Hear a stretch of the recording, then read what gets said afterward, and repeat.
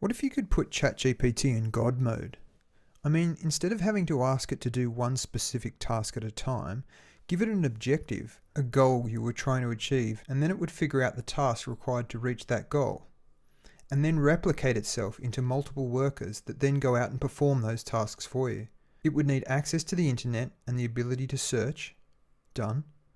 A long and short-term memory. Done. The brain power of GPT-4. Done. The ability to save stuff to your hard drive. Done. A voice so that it could actually speak back to you. Done. Enter Torren, aka Torrentulino. Torren's created a project called AutoGPT that makes GPT-4 autonomous, able to act on its own suggestions, and another step closer to AGI, or Artificial General Intelligence. Let's have a look at the demo, then we'll attempt to set this up on our local PC. The first thing to notice is Torren has put this baby in continuous mode, aka God mode. It will start and keep running and making its own decisions without asking you for permission, forever eating up your GPT-4 credits in the process.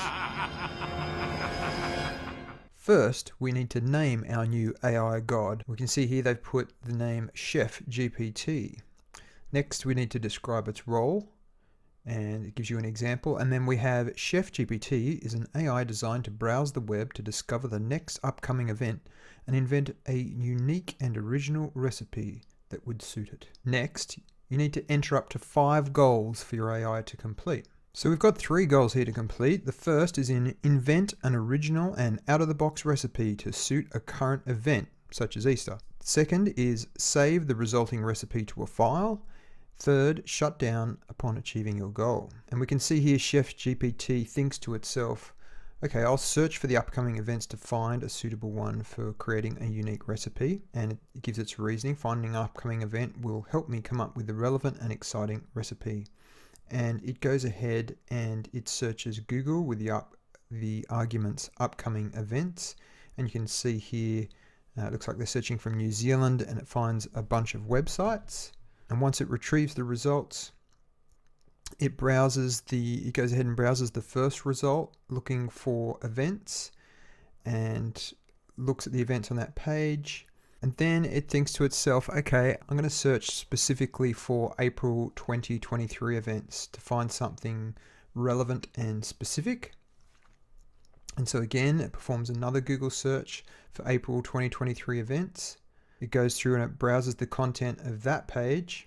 And then it decides to itself, I will save Earth Day on April the 22nd, 2023 as the event for which I'll create a unique recipe. It gives its reasoning. Earth Day is a widely celebrated event and would be fitting for creating a thematic recipe. And then you can see here the next action is memory add, and it commits to memory Earth Day, April 22, 2023.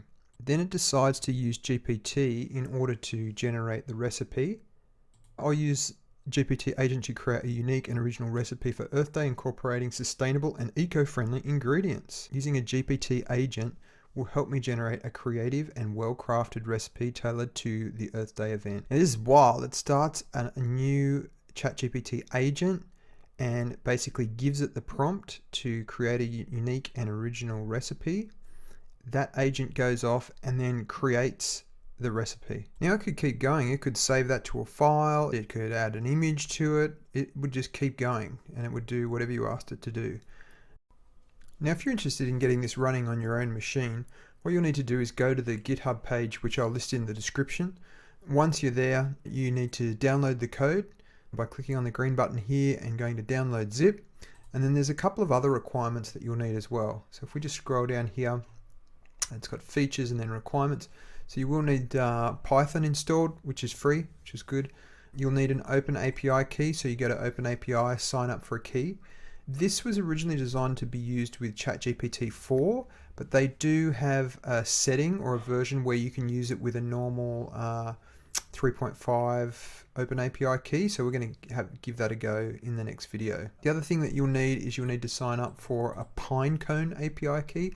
Pinecone is what it uses to store the information in its so-called long-term memory so that it can perform tasks with that. And then optionally, you can also sign up for 11 Labs, which is voice synthesis software, so text to voice. 11 Labs has got the most realistic voices out at the moment. So you can actually sign up for a key to use those voices and have your AI speak back to you in a real human voice, which is pretty cool. So if that's something you're interested in, check out our next video where we fire it up and give it a go. See you in the next one.